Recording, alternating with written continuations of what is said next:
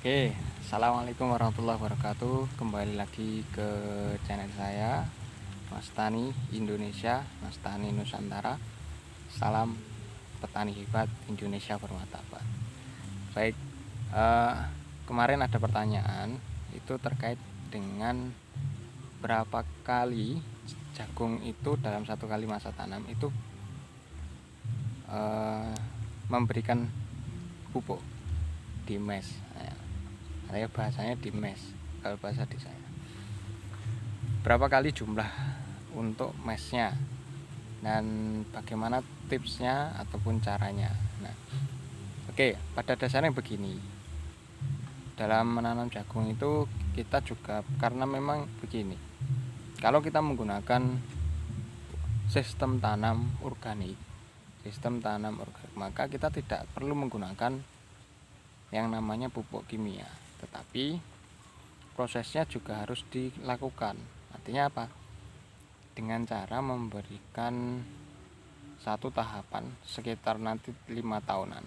Tahap selama 5 tahun itu adalah mengembalikan tanah itu kembali sehat, benar-benar alami. Itu membutuhkan kurang lebih 5 tahun. Dengan bagaimana? Dengan memberikan timbunan unsur-unsur organik di sawah. Dengan apa? Diberikan satu sampah-sampah dari kandang, hasil sisa kotoran hewan ataupun hasil sisa makanan, dan juga hasil sisa tanaman busuk itu semua dibuang di situ. Nah, selama nanti kurang lebih 5 tahun, artinya bertahap, nanti tanah akan kembali lagi bisa digunakan secara murni, secara utuh dengan sistem pertanian organik. Selanjutnya adalah kalau semisal kita menggunakan, kalau tidak semi organik, artinya tetap menggunakan unsur-unsur hara yang alami organik, tapi juga harus didukung dengan unsur-unsur kimia. Maka ukurannya adalah jangan terlalu berlebihan menggunakan, agar tanah dan juga tanaman itu tidak kebergantungan kepada pupuk kimia.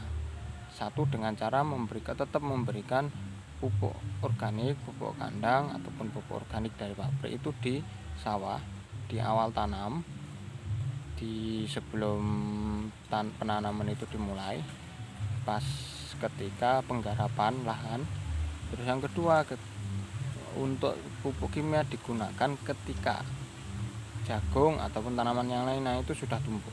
Kalau ini yang akan saya jelaskan ini adalah sampelnya adalah jagung. Jadi ketika jagung itu usia 2 minggu, itu 2 minggu atau 3 minggu itu baru dipupuk. Pupuk yang pertama. Terus nanti kelipatannya ada sekitar minggu ke-6 ataupun nanti minggu ke-8 setelah 2 bulan lebih, 3 bulan lebih. Artinya ini tetap harus juga intuisinya dipakai, menggunakan insting ya. Ketika tanaman tumbuh sekitar 1,5 meter lebih, hampir 1 meter, itu baru dipupuk yang kedua. Pupuk yang ketiga ketika jagung itu mulai berbunga, artinya hampir berbuah, itu dipupuk yang ketiga. Nah, porsinya pun juga berbeda, terus kegunaannya juga berbeda. Pertama jelas untuk meningkatkan daya tahan terhadap hama, terus meningkatkan pertumbuhan. Terus pupuk yang kedua meningkatkan kesuburan agar akar lebih berkembang. Dan pupuk yang ketiga itu untuk mempersiapkan jagung itu siap berbuah. Artinya butuh unsur hara yang tinggi, digenjot lagi. Nah, pada ketiga tahap ini ada beberapa teknik.